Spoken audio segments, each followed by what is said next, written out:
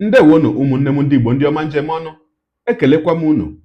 Ebe m si ewetara unu ozi a bụ n'ụlọ ozi ndị sim.si ha asịrị FM. Aka m abụkwa nwanne gị nwoke 04 Solex, onye akụkọ ụwa.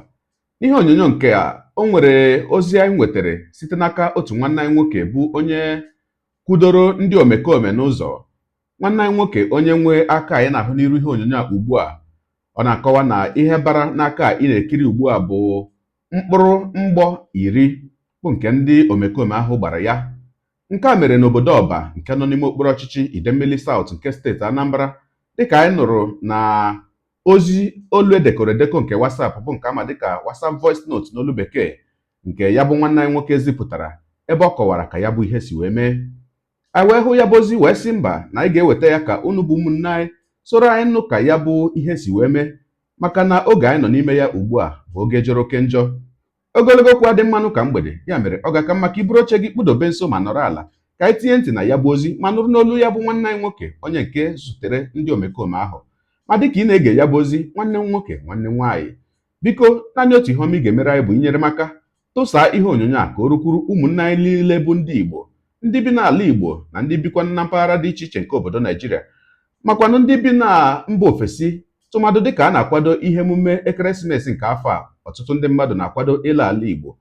Ka onye ọbụla na-ala gbado anya, makwa na onye ọbụla nọ n'ala Igbo gbado anya mara otu o si eje na otu o si ala na ya bụ ọnwa mba nke a nọ n'ime ya. Ya mere ka anyị tinye ntị na ya bụ ozi. Ka emesịanụ ụmụnne m.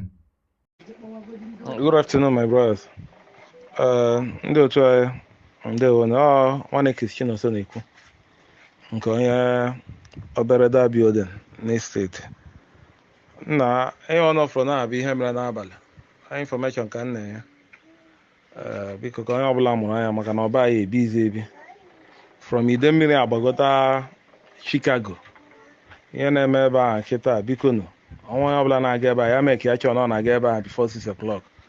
Ihe a na-abụ aka ebe a gbara m egbe, aka efuru amara bendeji na ihe dị n'ime ya na-abụ ọnụ egbe 10 ebe mgbọsi wee ba, ọnụ 10 ka ọ nwụrụ ebe mgbọsi wee ba, agrisi wee ba na ya bikọs ihe yuzu wee gba m ya pumping action. Tunu si afọ aka ụnọ fọrọ kịta na mgbọ 4 dị n'ike n'ihi dọtara azụ tunu si afịa na ya na mgbede nyaa around after 7 nsi mekalik arụsị anọghị, so oge o ji erụsị nsi mekalik wee buru moto na-alọta mpụtara detin ọ dịkwa gọọmenti n'obi nchọ ka nsị eletrik agba one way bikos na ndị a na-eme ya GR blọk ga-ebe esi aba from one way akọtụ ebe ụzọ na-adịrụ m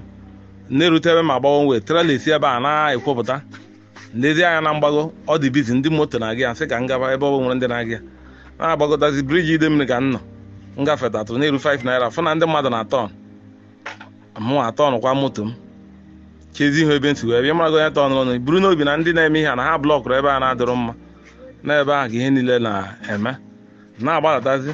n'iru nlegwa onye keke nọ n'iru, o nwere nnukwu moto nọ n'iru na-eze onye keke a ka m gafere ilekwazi anya lee spaida bịara na-akpatawazi na ya akpa m aka ilezi anya ozule spaida aka ọtọ n'iru, spaida anya ịka ọtụ n'iru na onye nke nọ na draiva saịdị wepụtara aka gbuo as na ahụ draiva dọm maka ọkụ gbara n'ihu. Oge ahụ mfugo ihe na-emenụ ntipezie dị ọnụike wụpụzie ka m gbaa ọsọ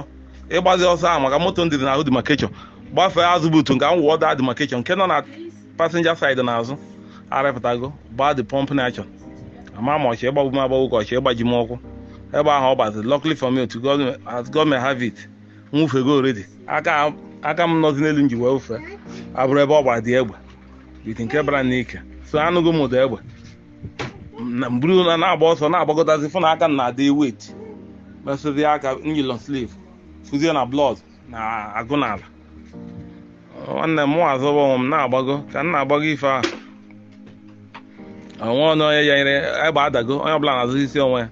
Mfụ ndị na-agbago agbagọ na-agwa nwanne na-agbakwara m egbe ya hepụ ọnụ ya hepụ nkechi ya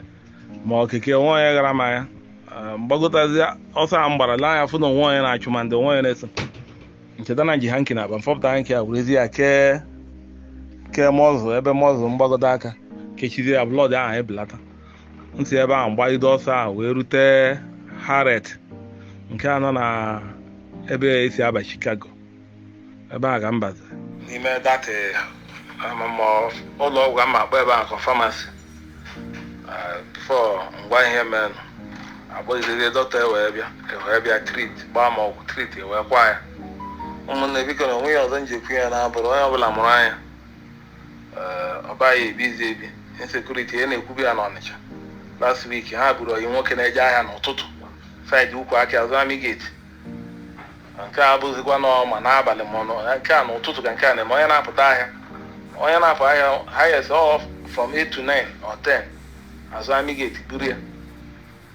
mee it at the end of the day ha mee anara ego nlele na akaụntụ ya 2 million for